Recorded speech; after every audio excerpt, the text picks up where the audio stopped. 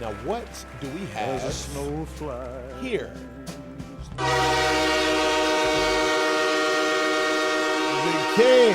I just heard, I was just looking at social media earlier, and I saw Glorilla talking about how she had worked across the street from Graceland, from Elvis Presley's house, and that she had never gone over there. And it made me think, like, dang, man, I actually want to go see all of that stuff. I want to go see Graceland. Elvis Presley passed away when I was like 3 years old. And so everything that I've known about Elvis has been, super historic. And memorabilia, Elvis impersonators in Vegas. I actually want to go see everything that, that he left behind. Everything that everybody else. A lot of people have experienced that Graceland place, man. I want to go see that and Paisley Park. Y'all, I'm Chris Calico. I'm the only multi-gold and platinum rapper, singer, songwriter, producer that reacts to videos on YouTube. This is Chris Calico Reacts. Let's go. Chris Calico. Calico? Chris Calico. Chris!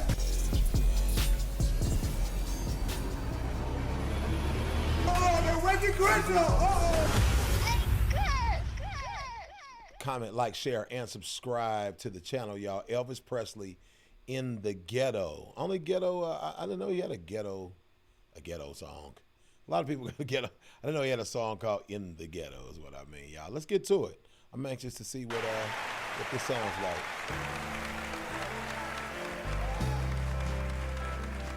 as a snow flies. On a cold and gray Chicago morning, a poor little baby child is born in the ghetto. And his mama cries. But if there's one thing that she don't need, it's another hungry mouth to feed in the ghetto. Wow. Now, people, don't you understand? The child needs a helping hand. You're gonna be an angry young man someday. And take a look at you and me. Are we too blind to see? Or do we simply turn our heads and look the other way? Where the world turns. Give me a pause real quick before we get to this next part. I saw on the documentary Elvis Presley and the Black Community them talk about the three ladies that sang with him and how they were treated.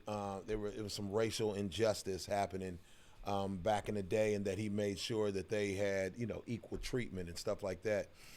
What I'd like to know is, are they still living at this point, and is there any interviews where they talk about their experience with him?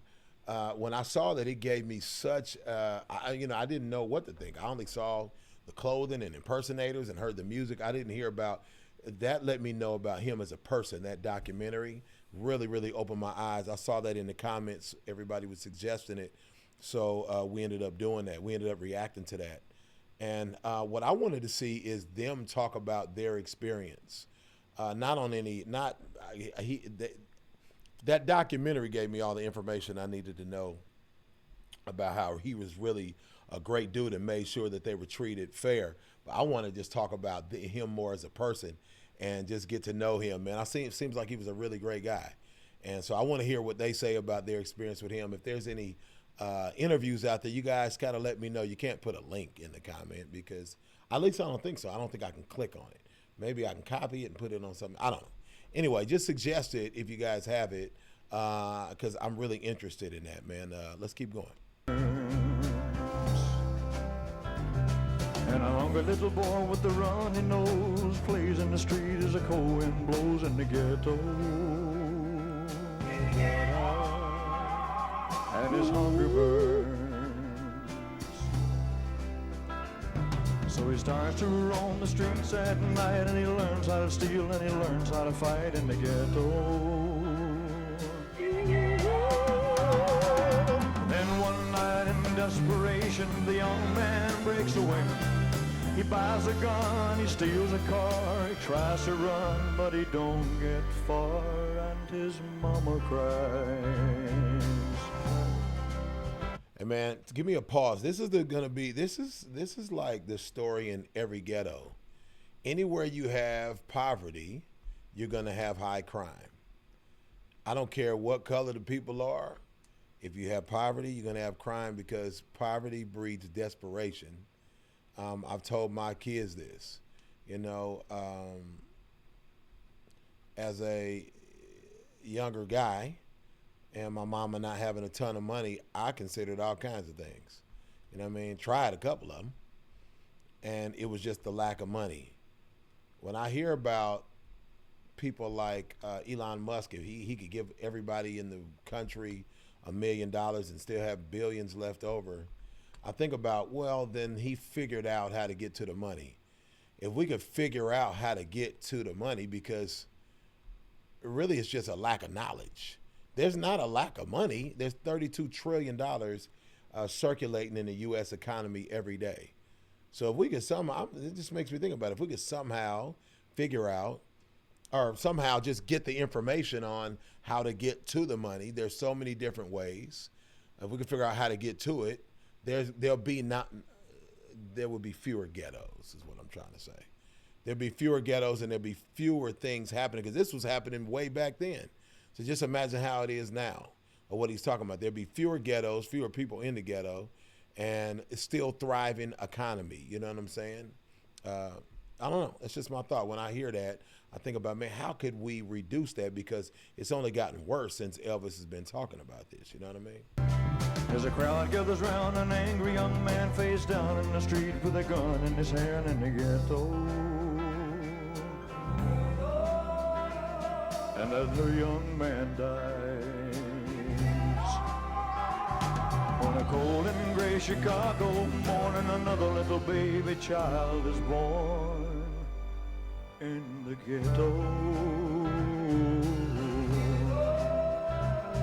And his mama cries.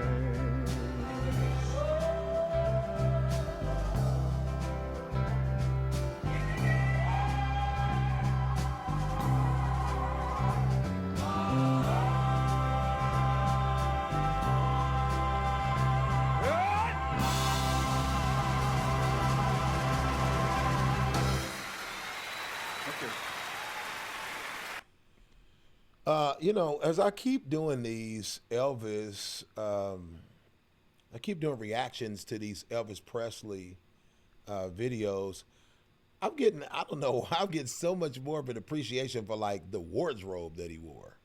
Those one-piece outfits that he wore. It seemed like, man, a lot of detail went into those outfits. I can just imagine in that day and age what it really looked like to come out with the big collars, like a big collar. It's almost like the bigger the collar, the bigger the baller. You know what I'm saying? But I grown a great appreciation for the wardrobe that he had on, and people putting effort into into the detail of, I don't want to call it costumes, but of wardrobe. Nowadays, you can come out with a hoodie on and do anything. You know what I'm saying?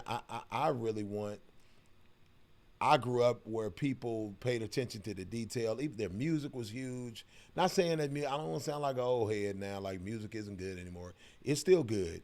But I don't know, just that day and age, it was just attention to different detail, to hair, to wardrobe, to background singers. You had to have a band. Like, I don't know, this is just, it's a great nostalgic feeling, man. But yeah, his outfits are amazing. I'm assuming that those are on display at Graceland as well, man. I want to go check that out. Elvis paved the way for a lot of artists, man. You know what I mean? He was influenced by artists. He influenced a whole bunch of artists. You know what I mean? Including me. I have always considered myself somebody that I am influenced by a bunch of different styles of music, a bunch of different styles of artists. My fans, if you've been following me, then you know that, guys. Like, share, comment, and subscribe, and I'll see y'all on the next one, man. Cali, baby. See you. Bye. Whose house? In your house.